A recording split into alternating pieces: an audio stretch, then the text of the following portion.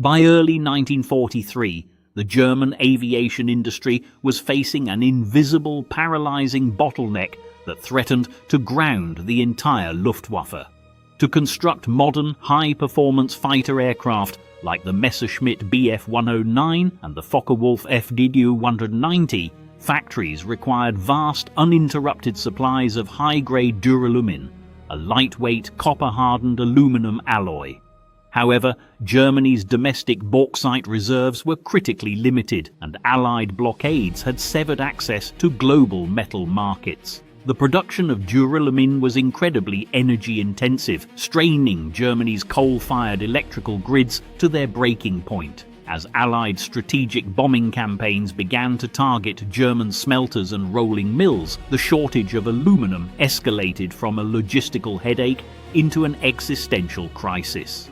If Germany could not find a way to build combat aircraft without utilizing strategic metals, their defensive air shield would collapse entirely, leaving the industries of the Reich completely vulnerable to destruction.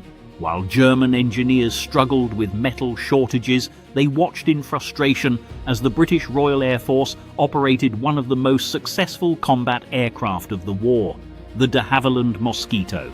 Constructed almost entirely of non-strategic plywood and balsa wood, the twin-engine Mosquito was a mechanical masterpiece. It was so fast that it could easily outrun German interceptors, and its wooden construction made it remarkably difficult for early German radar systems to detect. The Mosquito was proof that an all-wooden aircraft could not only survive in modern high-intensity combat, but dominate it. Kurt Tank, the brilliant chief designer of Focke-Wulf, recognized the profound industrial lesson of the British wooden wonder. Tank realized that if Germany could design its own high-speed wooden fighter, they could bypass the aluminum bottleneck entirely. Furthermore, by utilizing wood, Germany could activate a massive untapped industrial reserve. Thousands of localized woodworking shops, piano makers and furniture manufacturers who were currently underutilized in the wartime economy. This was the genesis of the Sonder construction project, the Focke-Wulf TAR 154 Mosquito. The design of the Focke-Wulf TAR 154 Mosquito was an exercise in aerodynamic elegance and industrial pragmatism. Kurt Tank envisioned a sleek, high-wing twin-engine aircraft designed specifically for night fighting and bad weather interception. To power this wooden hunter, Tank selected a pair of Junkers Jumo 211 12-cylinder liquid-cooled engines, which were highly reliable, readily available, and did not compete with the high-demand BMW radial engines used in the FW-190. The aircraft was designed to carry a formidable array of forward-firing armament, including 4 MG 151 20mm cannons, or a combination of high-velocity 30mm Mk108 cannons capable of tearing an Allied heavy bomber apart with a single burst. For night interception, the nose of the fuselage was configured to house the delicate Fuji 220 Liechtenstein SN2 radar antenna array, turning the wooden airframe into a highly sensitive search platform.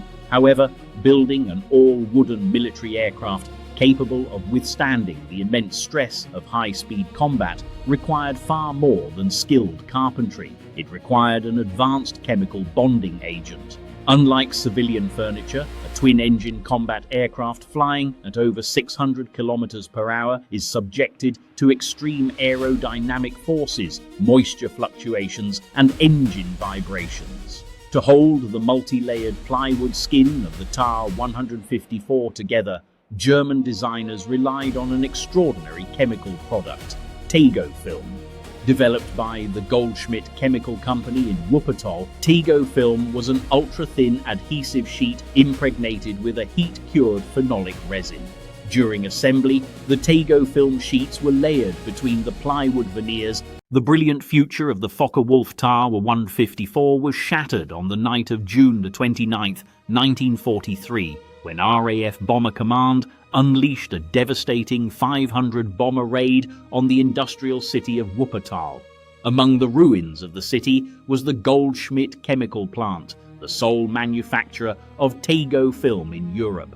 The factory was completely obliterated, and with it, Germany's entire supply of the vital phenolic resin adhesive was wiped out overnight. Production of the Tego-154 ground to a screeching halt.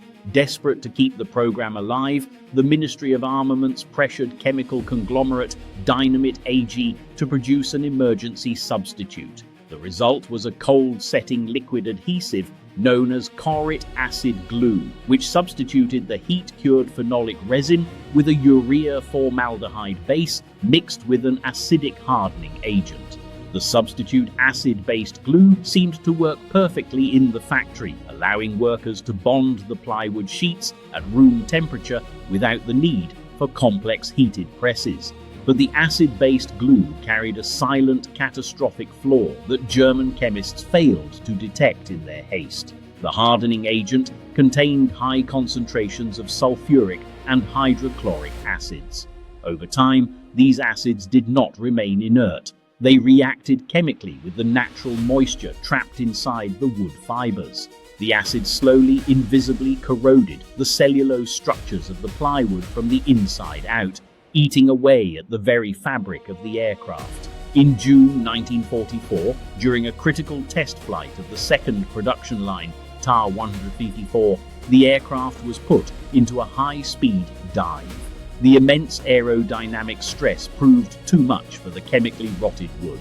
With a violent crack, the wing box disintegrated mid-air, shedding its wooden wings and plunging the test pilot to his death. Subsequent inspections of other completed airframes revealed the horrifying truth. The glue was systematically destroying the structural integrity of every single aircraft built with the substitute adhesive. Kurt Tank had no choice but to cancel the entire program, consigning the German Mosquito to the scrap heap of history. In early 1943, recognizing the dangerous vulnerability of relying on a single chemical plant in Wuppertal, the German Ministry of Armaments and War Production intervened. Under Albert Speer's program of industrial rationalization, Germany diversified its chemical adhesive programs. Instead of letting Focke-Wulf rely solely on Goldschmidt's heat-cured Tego-film, Speer standardized an alternative, highly stable bonding agent, Kaurit glue.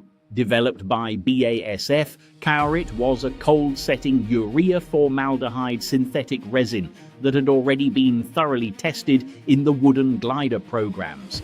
Crucially, BASF's production lines were heavily dispersed in underground facilities across central Germany, rendering them virtually immune to Allied air attacks. By standardizing Kaurit glue as a co-equal bonding agent for all wooden aviation projects, German aircraft designers completely avoided the disastrous reliance on Dynamit AG's acidic substitute.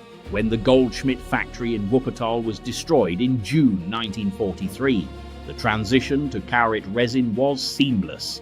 The woodworking shops, piano builders and localized furniture factories that Kurt Tank had recruited were immediately supplied with standardized pre-mixed Kaurit adhesive. Because Kaurit did not contain acidic hardening agents, it did not corrode the organic cellulose fibers of the wood.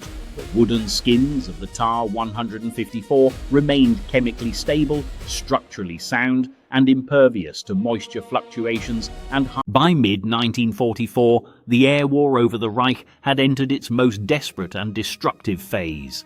Every night, hundreds of RAF heavy bombers surged across the German border, protected by highly agile de Havilland Mosquito escort fighters. Historically, the Luftwaffe's heavy, metal-constructed night fighters, such as the Messerschmitt Bf 110 and Junkers Ju-88, were too slow to evade the British escorts and were systematically shot down. But in this alternate timeline, the skies were defended by the mass-produced Focke-Wulf TAR-154 Mosquito. Equipped with the advanced Fuji 220 Liechtenstein SN2 radar and flame-dampening exhausts, the wooden TAR-154 proved to be an exceptionally lethal interceptor. Its lightweight wooden construction and powerful Jumo 2 and 11 engines gave it a top speed of over 650 kilometers per hour, allowing it to easily outpace the heavy British Lancaster and Halifax bombers and engage them from below using upward-firing Schrager music cannons. Most surprisingly, the TAR-154's non-metallic plywood airframe naturally absorbed radio waves, making it virtually invisible to early Allied airborne radar systems. British radar operators were frequently blinded, unable to detect the wooden interceptors until they were already firing their devastating 30mm Mk1. The strategic triumph of the Focke-Wulf TAR-154 Mosquito program proved a profound military truth that industrial flexibility and resource adaptation are far more valuable than a rigid reliance on premium strategic materials. By standardizing on a non-strategic wooden airframe and securing a stable synthetic bonding agent, Germany managed to field a high-performance interceptor force that bypassed the metal shortages that paralyzed the rest of their aviation industry. The Mosquito proved that wood was not an obsolete relic of the past, but a highly advanced, flexible material capable of dominating the skies of modern high-intensity conflict. The post-war assessment of the TAR-154 was studied with intense interest by both Allied and Soviet aeronautical engineers. While the rapid rise of the jet engine in the late 1940s ultimately brought an end to the era of wooden combat aircraft, the underlying philosophy of the TAR-154 lived on. The concept of utilizing lightweight, non-metallic composite materials to reduce radar cross-sections and increase structural strength became the foundational cornerstone of modern stealth aircraft design.